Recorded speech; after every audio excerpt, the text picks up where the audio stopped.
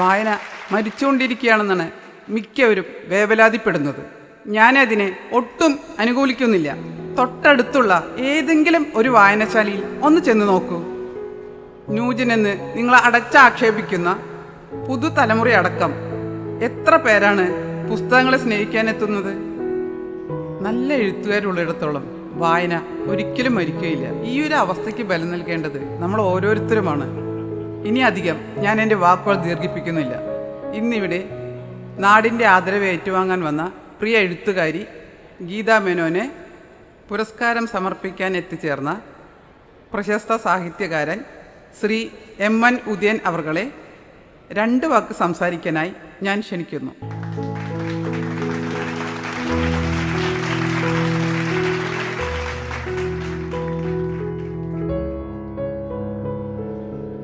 നമസ്കാരം. പ്രിയപ്പെട്ട അക്ഷരപ്രേമികളെ, നിങ്ങൾക്കെൻ്റെ ഹൃദയംഗമമായ നമസ്കാരം. ഒരുപാട് സന്തോഷമുണ്ട് പ്രൗഢഗംഭീരമായ ഇതുപോലൊരു വേദിയുടെ മുമ്പിൽ നിന്ന് 2 വാക്ക് സംസാരിക്കാൻ സാധിക്കുന്നതിൽ. ഞാൻ സന്തുഷ്ടനും അതിലേറെ ആഹ്ലാദവാനുമാണ്. അതിലുപരി സ്വന്തം ജീവിതകഥയെ സധൈര്യം അക്ഷരങ്ങളാക്കി മാറ്റി ഒരു വലിയ സമൂഹത്തിൻ്റെ കണ്ണും മനസ്സും തുറപ്പിച്ച് എഴുത്തിൻ്റെ മനോഹാരിത ഒന്നുകൊണ്ട് മാത്രം സംസ്ഥാന സർക്കാരിൻ്റെ പുരസ്കാരം നേടിയെടുക്കാൻ കഴിഞ്ഞതിൽ ഗീതാ മേനോൻ എന്ന എഴുത്തുകാരിക്ക് എല്ലാ അഭിവാദ്യങ്ങളും നൽകുന്നു, സന്തോഷവും പങ്കിടുന്നു. ഈ പുസ്തകം അടൽ വായനക്കാരിൽ തീർക്കുന്ന വികാരങ്ങൾ വിഭിന്നമാണ്. അതിലെ അക്ഷരങ്ങൾ വായനക്കാരെ പല ദിശയിലേക്കും തുറന്നുവിടുകയാണ്. ജനങ്ങളുടെ ഭയവും അന്ധതയും ഈ പുസ്തകം നമ്മോട് സംസാരിക്കുന്നു എന്ന് ചിലർ എന്നോട് അഭിപ്രായം പറഞ്ഞിട്ടുണ്ട്. ഓരോ വായനക്കാരനും അവരുടേതായ രീതിയിൽ വ്യാഖ്യാനിക്കാൻ കഴിയുന്ന അപൂർവങ്ങളിൽ അപൂർവമായ ചില രചനകളിൽ ഒന്നാണ് അടൽ. നാടിനും നാട്ടുകാർക്കും കൃത്യമായ ഒരു ദിശാബോധം ഈ കഥയിൽ അന്തർലീനവുമാണ്. ചിലർ പറയുന്നുണ്ട് ഈ പുസ്തകം നമ്മെ ഭയപ്പെടുത്തുന്നു എന്ന്. ലവലേശം ഭയമില്ലാതെ അനുഭവങ്ങളുടെ തീച്ചൂളയിൽ നിന്നും ഉരുക്കിയെടുത്ത അക്ഷരങ്ങൾ ആരെയെങ്കിലും ഭയപ്പെടുത്തുന്നുണ്ടെങ്കിൽ അവരും ആഗ്രഹിക്കുന്നു ഗീതാ മേനോൻ എന്ന ഇവരുടെ ജീവനെ. പക്ഷേ ഇനി അതിനാർക്കും സാധ്യമല്ല. കാരണം അവരുടെ അക്ഷരങ്ങളെ സ്നേഹിക്കുന്ന ഞാനടക്കമുള്ള നിങ്ങളെല്ലാവരും ഉണ്ട് അവർക്ക് തുണയായും തണലായും കരുത്തായും. മനസ്സിന്റെ അന്ധതയിലേക്ക് ഉണർവിന്റെ പ്രകാശം പരത്താൻ ഇനിയും ഇത്തരത്തിലുള്ള എഴുത്തുകാരും പുസ്തകങ്ങളും ഉണ്ടാവണമെന്ന് ഞാൻ ആഗ്രഹിക്കുകയാണ്, ആശംസിക്കുകയാണ്. ഇനി എൻ്റെ വാക്കുകൾക്ക് പ്രസക്തിയില്ല. ഞാൻ എൻ്റെ കടമയിലേക്ക് കടക്കുകയാണ്. മികച്ച ആത്മകഥയ്ക്കുള്ള സംസ്ഥാന സർക്കാരിൻ്റെ പുരസ്കാരം നേടിയ ശ്രീമതി ഗീതാ മേനോനെ നിങ്ങളുടെ എല്ലാവരുടെയും അനുഗ്രഹത്തോടെയും ആശീർവാദത്തോടെയും ഞാൻ ഈ വേദിയിൽ വെച്ച് ആദരിക്കുകയാണ്.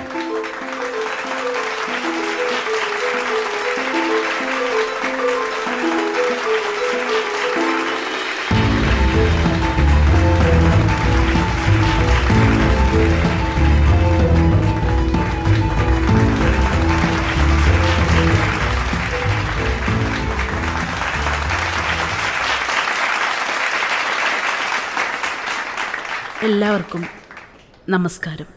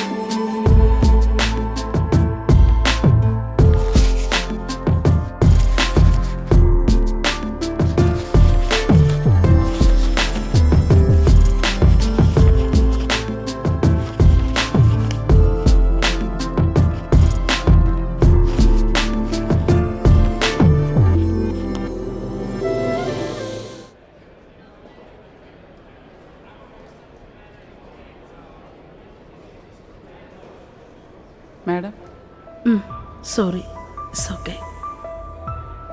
എൻ്റെ പ്രിയപ്പെട്ടവരെ, എല്ലാ സ്നേഹത്തിനും നന്ദി. ഞാൻ ഒരു എഴുത്തുകാരിയാണെന്ന് സ്വയം വിശ്വസിക്കുന്നില്ല. അതിനേക്കാൾ ഞാൻ ഇഷ്ടപ്പെടുന്നത് ഒരു എഴുത്തുകാരൻ്റെ ഭാര്യ എന്നറിയപ്പെടാനാണ്.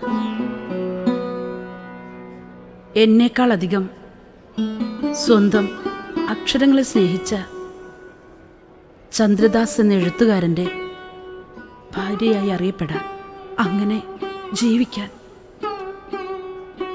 അദ്ദേഹത്തിൻ്റെ അക്ഷരങ്ങളെ അദ്ദേഹത്തോളം സ്നേഹിച്ച് നല്ലൊരു വായനക്കാരിയായി കൂടെ ജീവിക്കാൻ. നിങ്ങളുടെ പ്രിയ എഴുത്തുകാരൻ ചന്ദ്രദാസ് എനിക്ക് നല്ലൊരു വീട്ടുകാരനും കൂട്ടുകാരനും കൂടിയായിരുന്നു.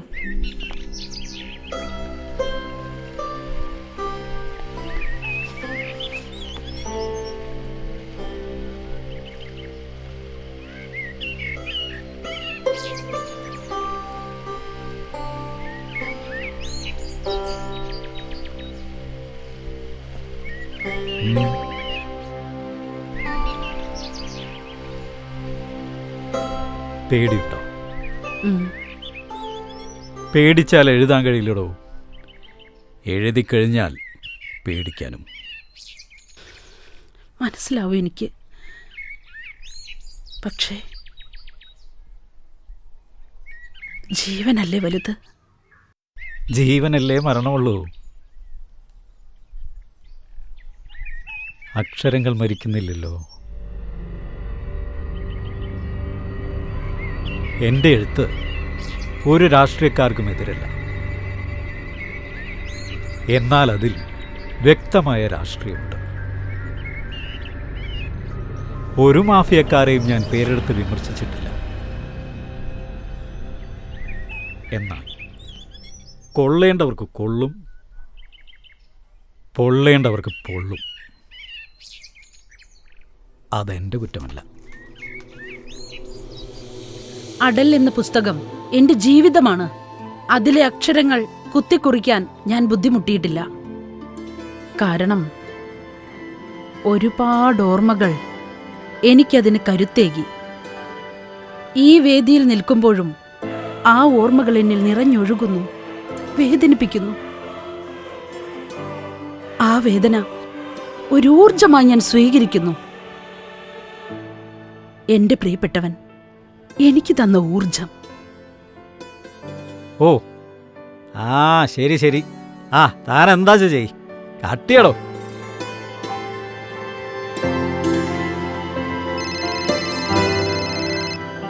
ആ ജോൺ സാറേ, സന്തോഷം.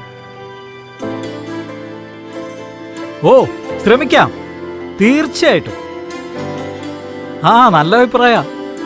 ആ ശരി. ഓ ആയിക്കോട്ടെ, അത് നല്ല കാര്യല്ലേ. ആ ഏയ് പേടിയൊന്നുമില്ല സാറേ. ആ ശരി ശരി ശരി. വായനക്കാരിൽ നിന്നൊക്കെ നല്ല പ്രതികരണം അത്രേ. സ്വപ്നക്കൂടിന്റെ ജോൺ സാറാ വിളിച്ചതേ. അവസാനം എന്തോ പറഞ്ഞല്ലോ? പേടിച്ചോളാൻ. എനിക്ക് വന്ന പോലെ 1-2 ഫോൺ കോള് ജോൺ സാറിനും വന്നു അത്രേ. അച്ചടി നിർത്തി വെക്കണമെന്നോ ഇറക്കിയ പുസ്തകങ്ങളൊക്കെ തിരിച്ചു വിളിക്കണമെന്നോ അങ്ങനെ എന്തൊക്കെയോ പറഞ്ഞു എന്ന് പറഞ്ഞു. ആ പിന്നെ ഞങ്ങളൊക്കെ ഓരോ ജനുസായതുകൊണ്ട് പോയി പണി നോക്കാൻ പറഞ്ഞു ജോൺ സാറ്.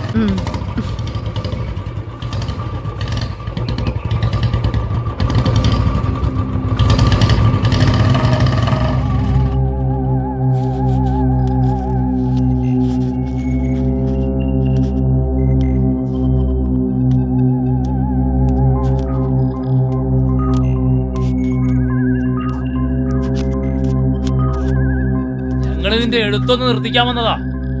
ആരാ? അതൊക്കെ പറയാ. അയ്യോ വേണ്ട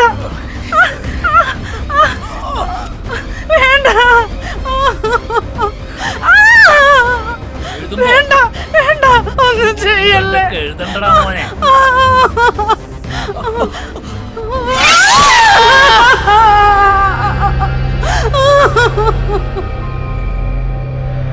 എന്നെ ഞാനാക്കിയ എൻ്റെ ജീവന്റെ ജീവൻ എടുത്തപ്പോൾ എത്ര പേരതിൽ സന്തോഷിക്കുന്നുണ്ടെന്ന് എനിക്കറിയില്ല.